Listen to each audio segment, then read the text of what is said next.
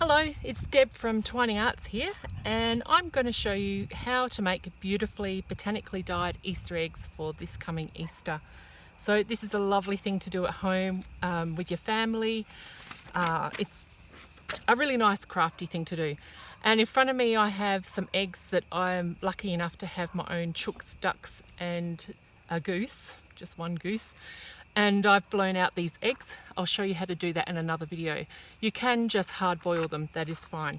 So the things that we need are eggs, as you can see, rubber bands, just like that, some stockings, razzmatazz, some botanical items. So we need onion skins for the dyeing, and that makes a beautiful brown dye. A cabbage makes a beautiful blue dye. A pair of scissors, pot of water, 2 pots of water actually, one for the brown, one for the blue, and some botanical items to make your resist on your eggs. Right, let's get started. So what you want to do first is get your stockings and cut the toe out. I don't know how good these scissors are, we'll see.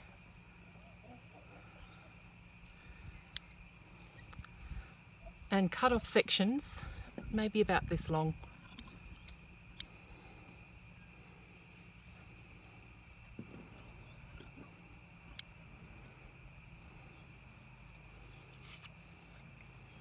I'll just do 3 to show you, and I'll do the rest in my own time. I would then open it up,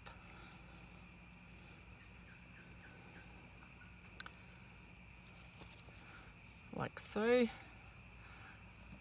and just cut through one side. So you end up with a big piece like this. Open it right up so you have a nice broad piece of cloth. Now the dye will go through that and go onto your egg. So you take your egg like so, and what we want to do is make sure that the botanical item sits really closely to the egg. Often I just wet it down first, so in my pot of water I'll get this little flower and I've just wet it and I stick it on, and I stick all those petals down nice and tightly. Put the razzmatazz over the top and pull it down, pulling it nice and firm and giving it a twist on the other side. So the shop bought eggs often have a little stamp. I don't know if you can see that little stamp. So sometimes that's nice to do on the other side because you don't want that in the white section underneath. If you have enough of this, you can tie a knot, but I find it easier to just get a rubber band and tie it over this way.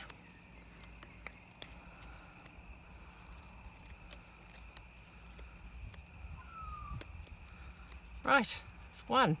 I'll do that a bit tighter. You want it nice and firm. So maybe I'll go a white egg next.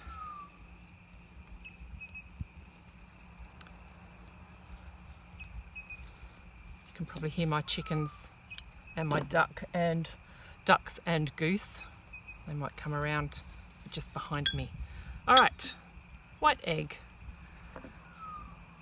So my egg, and maybe I do a fern.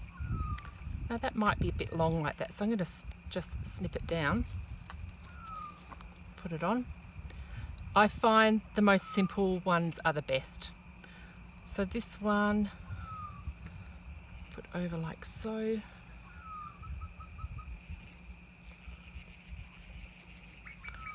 Pull it down.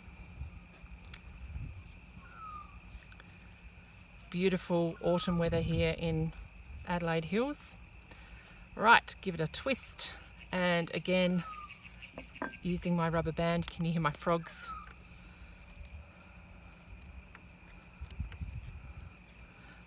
Tie it up. Again, I'll make that tighter afterwards, so that's on nice and firmly. And maybe another beautiful brown egg. Don't be put off by using the brown eggs because they turn out really quite beautiful.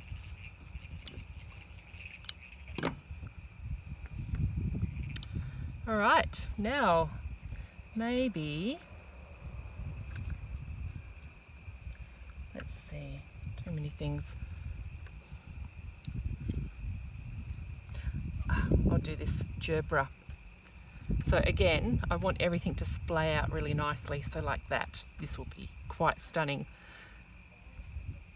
Give it a little wet and stick it down. Want that to stick really nicely to it and resist where the dye goes. And again, pull it down really tight. Just double check where that stamp is. It's on the back, being shop bought egg.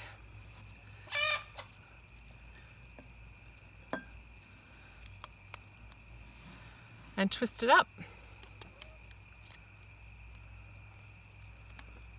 Right, so I'm going to do this whole basket and I will get back to you and show you how to make the dye pots.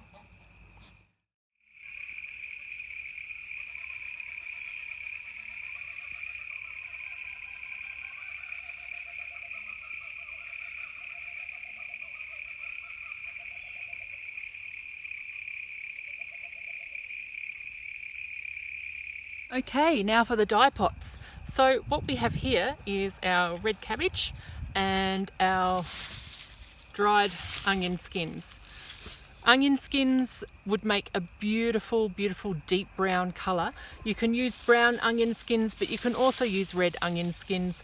You can collect them as you use them through the year, or ask your local fruit and veg shop if they will keep some for you. They're always happy to do that.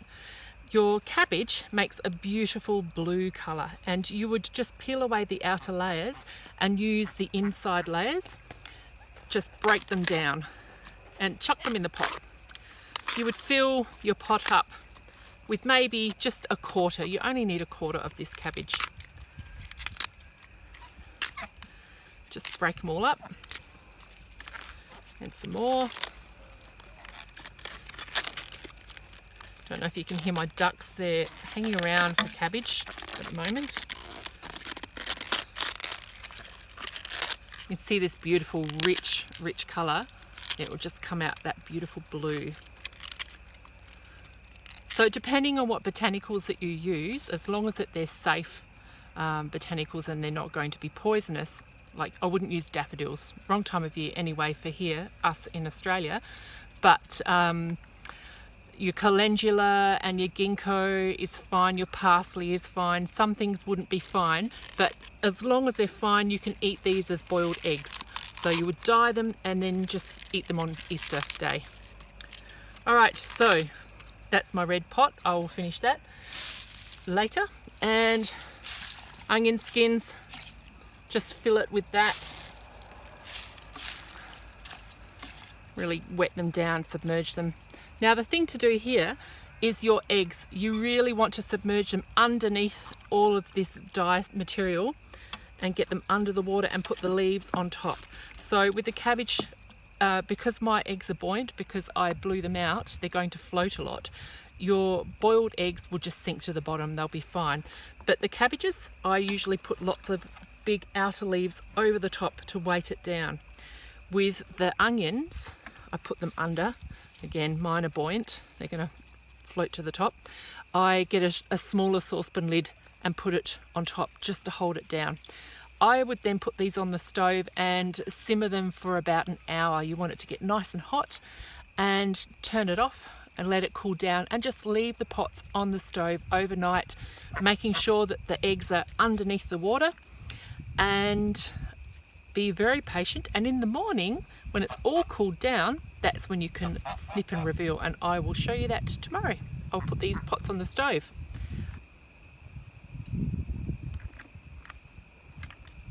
So here we are. I now have the pots on the stove, and I will reduce it to a simmer.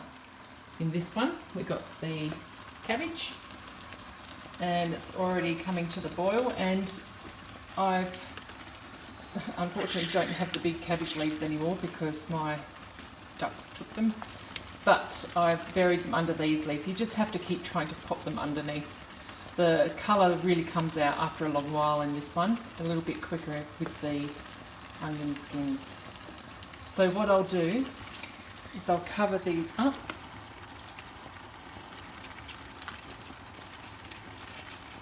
Really sort of cover them up.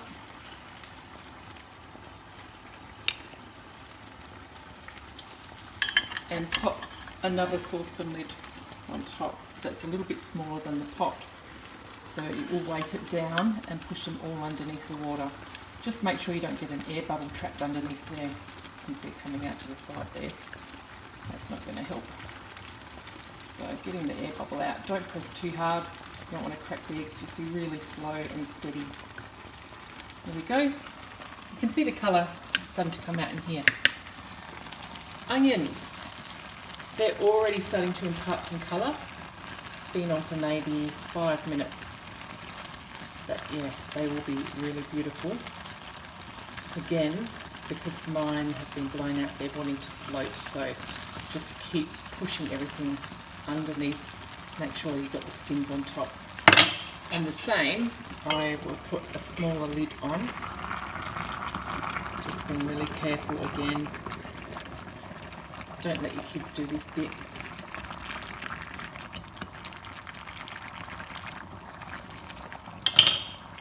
Right. Just want to let them simmer now for an hour.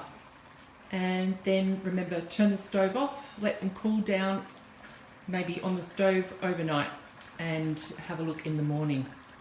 The longer you leave it, the better it is. All right, time for the big reveal. So hopefully everyone's been patient enough to wait overnight. The longer you leave it in the dye pots, the better. Now, let's do the onion skins first. This is the onion skins. Look at that colour. It's absolutely beautiful. Can you see this rich, rich colour of the dye here? Now, you probably can see this one. This is one I just could not help but do this morning when I first woke up. That's one of my goose eggs with the little white flowers that I put on there. Can you see the detail? It's almost photographic. It's absolutely beautiful. Really, really stunning. Right, set that one aside. So, oh, this is the chives. What I do is snip it down quite close and just take off this, the stocking.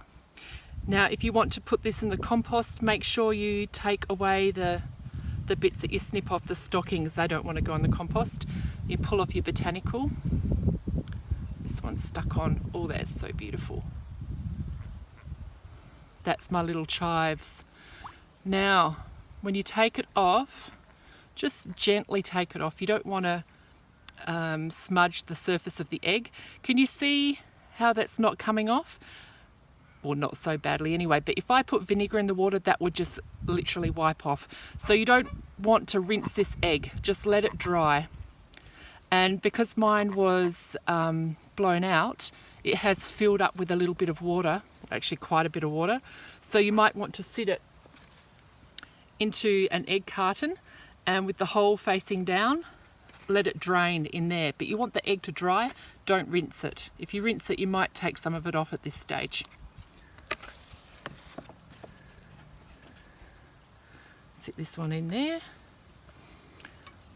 And let's do another one. Oh, let's see.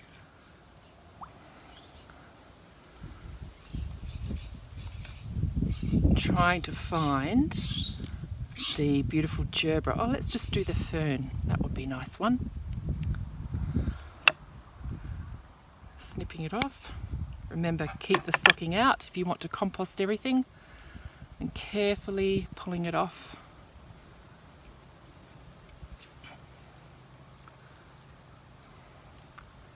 Look at the beautiful patterns in that.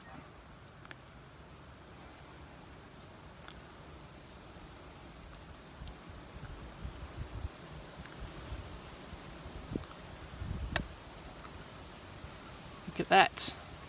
Beautiful. Now let's do a blue one. So, having a look in here. Ah, look at that. So that's the blue from the red cabbage.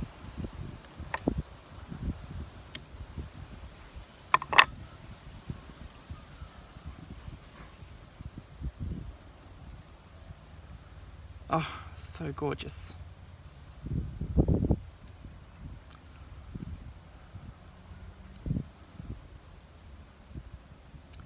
There you go. Stunning. Again, that's filled with a fair bit of water. You're just going to have to drain it. That's if you decide to blow them out. All right, I'm going to sit those there and do the rest, and I'll come back.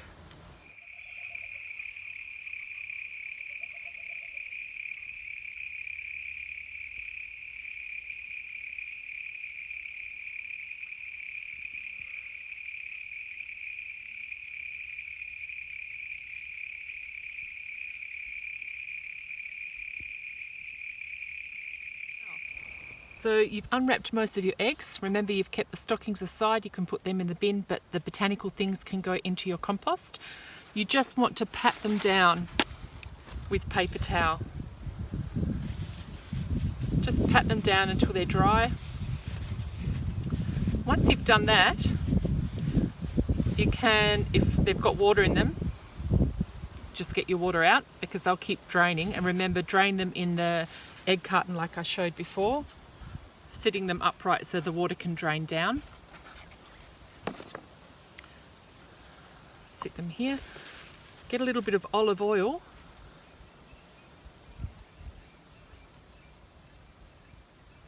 It's almost there. Come on. And on your dry egg, you can now give it a little polish, just really gently. You don't want to do it too rough. And this will really bring out the colour and the luster on your egg.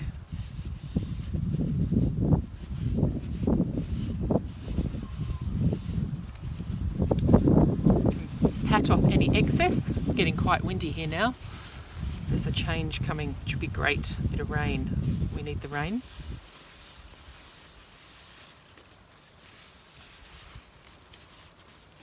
That will soak in and your egg will have this beautiful luster about it. Just love the way these flowers allow some of the dye in. Look at that detail there.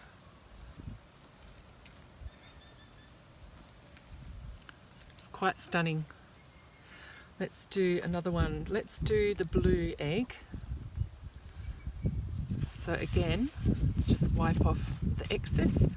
Some of the botanicals will impart their colour as well, which would be nice.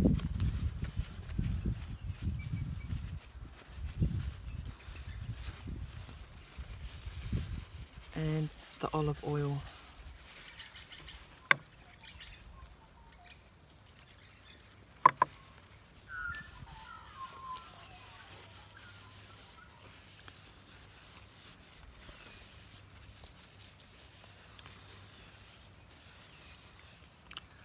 You see that there?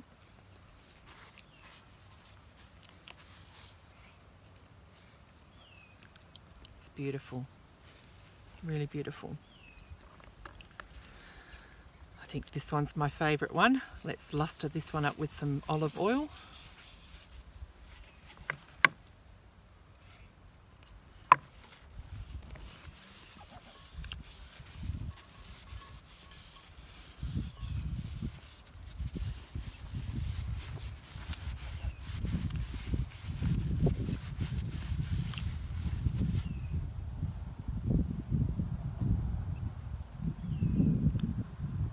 Quite stunning. Now this is a blue cabbage leaf, again the dye, but on a brown egg. This one hasn't come up as bright. You could leave it in the pot for a longer time. I think that would then come up a bit darker. But yeah, again, beautiful. Alright, I'm going to polish all of these eggs and then I'll show you some photos of those. So now we're finished and I want to show you just a couple of things. I've got the onion skins here with the brown dye and the red cabbage here with the blue dye, and just wanted to show you the richness of that colour. Can you see that in there? Such an intense colour. It's got a good smell too. It will be fine in the compost, so you can just chuck it in there. There's nothing in it that's harmful. And the beautiful blue dye from the red cabbage. It's amazing how it goes this lovely blue colour. And finally, the eggs. The magnificent eggs, look at them, beautiful. A lovely centerpiece on Easter Day, a nice thing to do with your family, with your kids. Perfectly safe to do. There is no chemicals in this whatsoever. If you wanted to hard boil them, they're safe to eat as long as the botanicals that you use are herbs and safe plants that you can consume. Don't use poisonous plants if you want to eat them. I will show you how to blow them out if you would like to make them like this and then keep them. You can also thread them up and make them hang. Anyway, happy Easter everyone. Have a little look.